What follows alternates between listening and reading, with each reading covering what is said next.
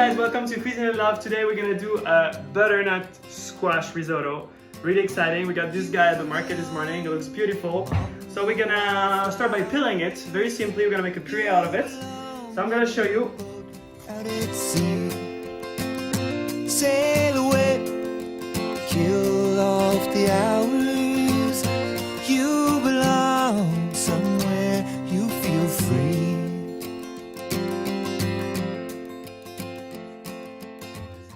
Because we're gonna eat, we don't have that much of time. We want a quick puree, something that is gonna help get the risotto really smooth. We don't want to use too much butter. I'm French, I love butter, but we don't want to feel too heavy after dinner or after lunch. So we're gonna use this as a puree. So cut super thin, like this. With your love on your arm, you belong somewhere, you feel free. Put everything in. We're gonna season it, super important. Seasoning with olive oil, salt and pepper. Virgin olive oil.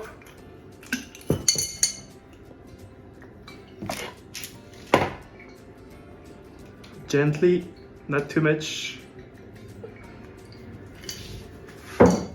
Make sure we don't get too much weight, huh? Himalayan salt.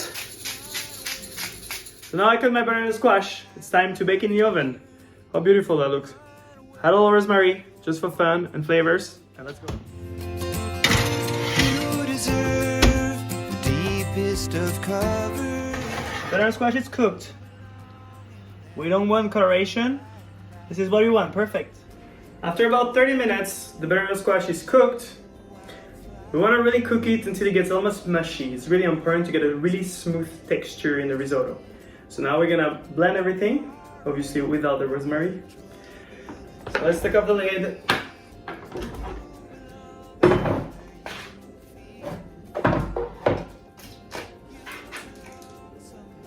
In addition, into the blender, I have a beautiful veg stock. You can use chicken stock, you can use water, you can use milk, a little bit of cream. That's up to you, it depends what you want. I want to keep it light, so I'm gonna use vegetable stock. About just a little splash. I don't want it to be too liquid because after, obviously, my risotto is gonna be super runny. That's not what I want. So just a little splash, just a little splash, sorry. Let's add olive oil as well, but I'm gonna add olive oil, when I blend. Always the virgin one, not the one you use for cooking. So let's get started with this guy. We're getting an emulsion with the olive oil. That's really important, otherwise it's gonna be really fatty. We don't want that.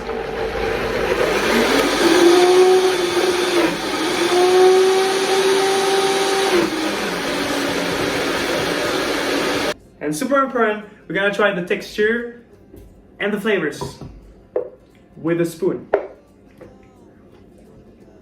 That's exactly what I want. After that, we need ingredients to start the risotto. Onions and garlic. So very thinly sliced. Run away, go find a lover. Run away, let your heart be your guide. You deserve the deepest of cover. You belong in that home by and by. You belong.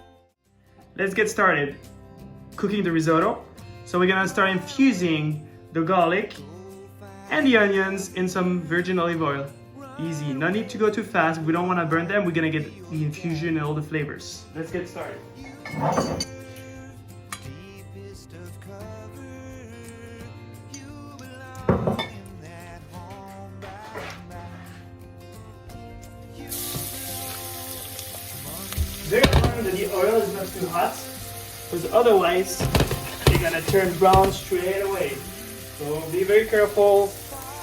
The risotto, it's a dish that you make and you have to be relaxed. Super cool. That's the little rule that we have. So here, I'll take off those thyme branches. Thank you for giving us the flavors. So now, as you can see, I'm gonna have the risotto when the onions are like, you know, cooking. You see there is a little bit of intensity. So now it's time to have the risotto. So I had my, obviously, rice risotto, cup and a half. And I'm gonna start toasting it with the gram masala.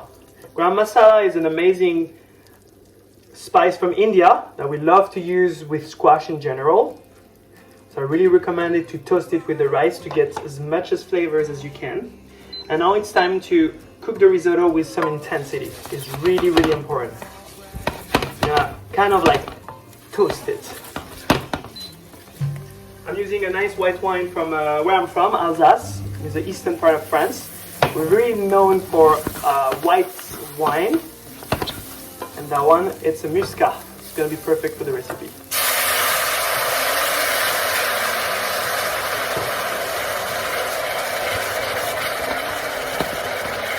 So as you can see, thermal shock was pretty cool. So now our risotto starts to cook. It's time for some salt.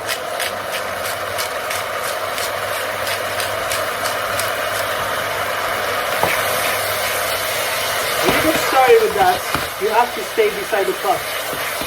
You have to give a lot of attention for about 12 minutes to your risotto if you want a successful, good looking, flavorful risotto, right? And after, I'm gonna use my vegetable broth that I made. You can use water, you can use chicken broth, beef broth, whatever you want as a liquid, even lobster, or it's up to you. It depends what flavor you're gonna give to your risotto. And we can start. So as you could see, I didn't put the whole amount of broth at once because we want to keep some intensity. And as you can see, we got those little beautiful bubbles. We're gonna keep it in between simmer and boiling. If your risotto doesn't cook with intensity, it's gonna be really soggy and most likely to be overcooked or uneven in the cooking.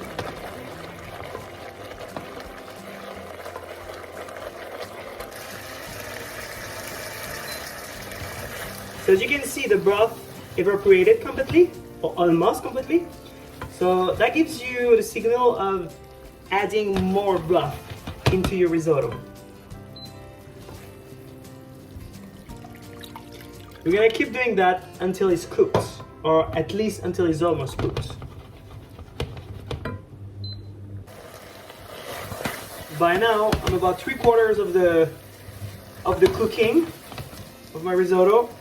We're almost done. I'm gonna add a last cup and a half of vegetable broth, and after we're gonna go straight into adding the puree and the rest of the ingredients.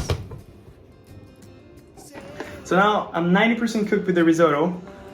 Those 10%, as I said previously, it's gonna be cooked in the plate while I plate and everything. I'm gonna use the puree. Obviously, you can use butter, you can use mascarpone, anything you want. I like to use the puree, obviously, because it's a butternut squash risotto, but as well to avoid using too much fat, because you're gonna have the cheese and everything. So if you had butter or mascarpone, it's just gonna be super heavy at the end, and you won't be able to get a nice dessert at the end of your dinner or lunch.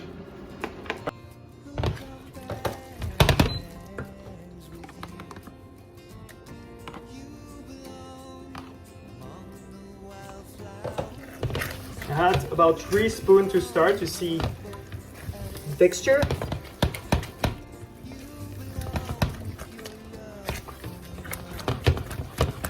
So as you can see, I already get this nice smooth texture of risotto that we like. The color isn't too bad either, but I'm gonna add a little more because I want more color, better texture as well.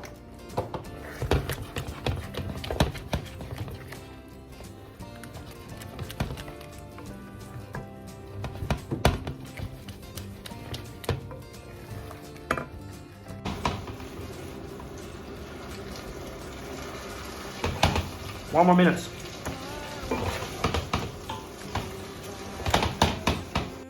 now to finish my risotto plate, I'm gonna use some kale.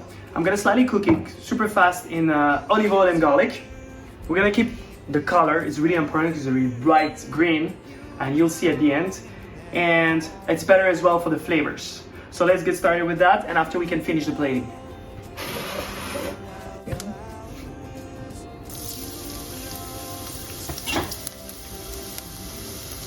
Adding my garlic is really intense, that's what we want.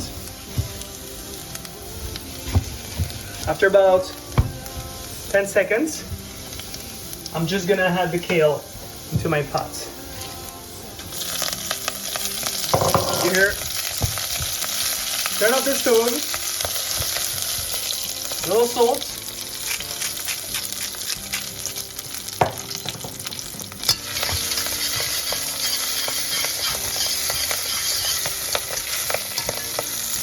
and absorbing paper because we don't want too much fat. Et voila! We're gonna use some nuts, pumpkin nuts, hazelnut, to give some crunch, some good flavors, and obviously to remember of the butternut squash, we got those pumpkin seeds. It's pretty much the same. It's gonna taste amazing. We're gonna toast them. What we need is just a hot pan like this. This is gonna be perfect. Start toasting. Make sure the pot is not too hot, because otherwise you're gonna burn. You don't need any oil because there is oil in those nuts already. Those beautiful guys. When they start popping in the pot and you smell these toasty flavors, you're nearly there. Keep going for another minute and it's ready. But before I start plating, I'm gonna smash the nuts because we don't want big pieces in the risotto. We just want smash and very evenly placed in the risotto. If it's too big, it's not too good. Et voila. Nice little crunch.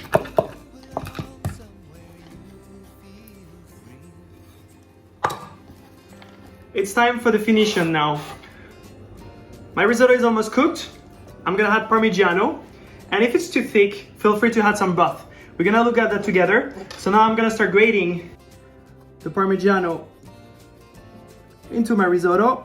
So consider that my recipe now is for about 2 people. There we go.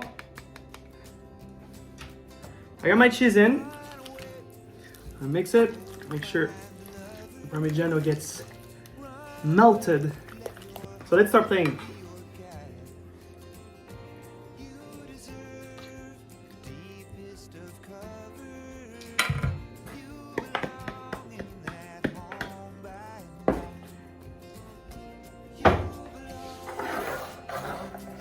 My nuts.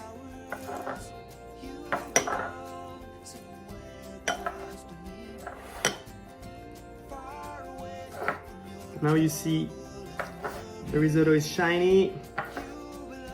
You get the color from the butternut squash.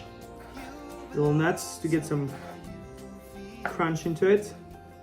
And I'm gonna head it up with our kale that we just did.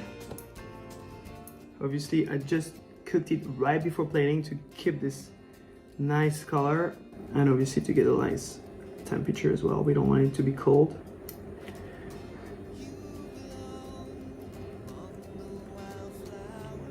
A little finishing just for fun. Couple drop of my virgin olive oil.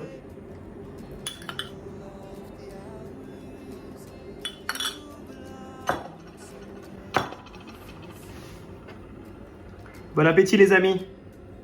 Thank you guys for watching. Make sure to hit that like button. And if you really like to hit that subscribe button, we'll be sure to have more videos coming your way. Happy to be sharing with you guys. From our kitchen in Paris to yours, bon appétit! Bon appétit!